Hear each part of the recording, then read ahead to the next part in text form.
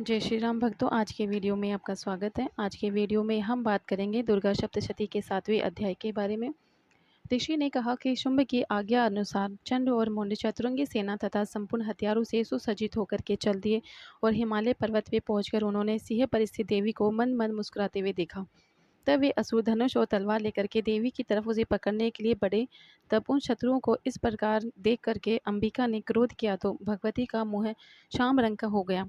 उनकी टेढ़ी बोहे तथा माथे के सिकुड़न से तीक्ष्ण ही उसमें से तलवार और पाश लिए चीते के चरम की साड़ी तथा नर मुंड माला पहने हुए विचित्र खड्ग धारण किए हुए भयानक सूखा शरीर, हड्डियों का ढांचा व अति लंबे शरीर वाली जीभ को मुख से बाहर लपलपाते हुए भयंकर लाल लाल आंखें जो भीतर धसी हुई थी, ऐसी भयंकर विकराल मुख वाली काली प्रकट हुई।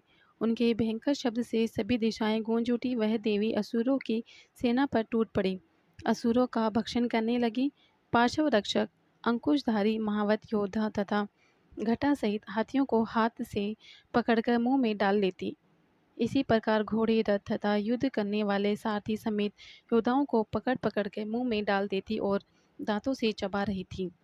किसी के केशों को पकड़कर, किसी को गर्दन से पकड़कर, किसी को पांवों से कुचलकर, किसी को छाती से धक्का देकर मार दिया था।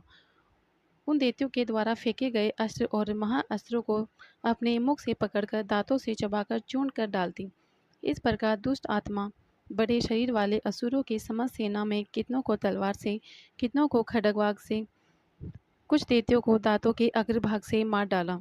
देवी के द्वारा क्षण मात्र में ही आसुरी सेना का विनाश होते हुए देख चंड उस अति भयंकर नेत्र वाली काली के सम्मुख बड़ी शीघ्रता से आया और उसने महाभयंकर बाणों की वर्षा करके तथा मुंड ने हजारों चक्र फेंक करके भयंकर नेत्र वाली देवी को ढक दिया। काली देवी के मुख में प्रवेश होते ही वे चक्र इस प्रकार सुशोभित हो रहे थे मानो बादलों में सूर्य के बहुतेरे मंडल प्रवेश कर रहे हो। अत्यधिक क्रोधपूर्ण हो भयंकर गर्जना करते हुए काली देवी ने विकट अट्टहास किया। उस समय मुख में दांतों की प्रभा से अति उज्ज्वल दिखाई पड़ती थी।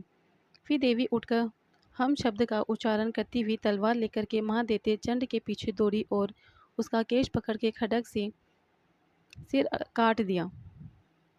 चंड को मरा देख मुंड भी देवी की तरफ दौड़ा तो क्रोध युक्त हो देवी ने उसे भी तलवार से मार के धरती पर डाल दिया। चंड और मुंड को मरा हुआ देख शेष बची हुई सेना वहां से भाग निकली।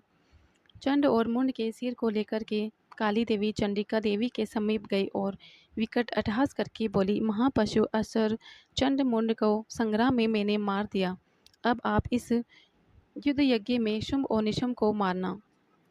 चंड और मुंड दोनों के सिरों को लाते हुए देख काली देवी ने कल्याणकारिणी देवी मधुर शब्दों में बोली, हे देवी, तुम चंड और मुंड दोनों महासुरों को मारकर मेरे समीप लाई हो, इस कारण आप इस संसार में चामुंडा देवी के नाम से विख्यात हो जाओगे। जानकारी अच्छी लगी हो तो लाइक करें, चैनल पे पहली बार आए हैं चैनल को सब्सक्राइब करें।